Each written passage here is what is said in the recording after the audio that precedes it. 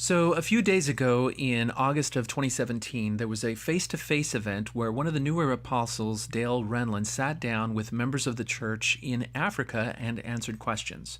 This is specifically directed towards the youth. Now, one of the questions dealt with the subject of tithing. Take a look. Our next question deals with the law of tithing. Volcano from Liberia asks, why is the law of tithing important to live? So after getting the question, the apostles spent some time talking about pretty standard answers about tithing, how it was an ancient commandment and how we can receive blessings through our faithfulness, and that paying tithing is an expression of faith. And there's nothing really surprising about that. But then he takes a tangent that is not the typical sort of narrative about tithing that you'll hear when the apostles speak in the United States. Take a listen. Another one that I think is really important, it says, "And all nations shall call you blessed, for ye shall be a delightsome land, saith the Lord of hosts." Now, what does that mean?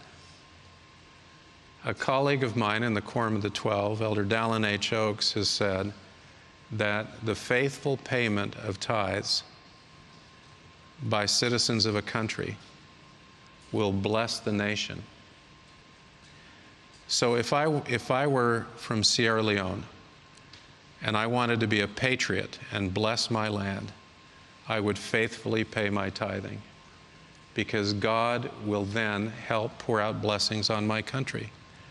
If I wanted to be a Ghanaian patriot, I would pay my tithing, because God will pour out blessings on my country, and all nations will call me blessed. This will be like the yeast or the leaven that helps the whole country.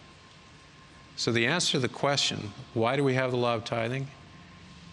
In so many ways, it's so that we can demonstrate our faith to God, and we can comply with laws that bring us blessings that can make our lives good in significant and wonderful ways.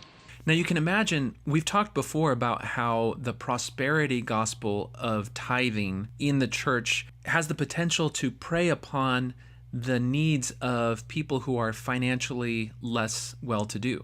So if you're really hurting financially and a religious leader tells you that if you plant seed money or if you pay tithing, that the Lord will bless you with greater physical money or returns, tangible blessings as a result, then those people are going to be more induced to want to pay tithing because they're more financially hard off. They need those blessings more than anyone else. What we're seeing here is a nationalistic prosperity gospel, where this corporate American church has sent an apostle to countries in Africa that may be considered less well-to-do from a domestic financial perspective, economic industrial perspective, cultural perspective. We've seen examples of how the church is trying to transform the cultures of third world countries into something that's more American, more world-like. And there's an aspect of colonialism and cultural supremacy inherent to that type of message.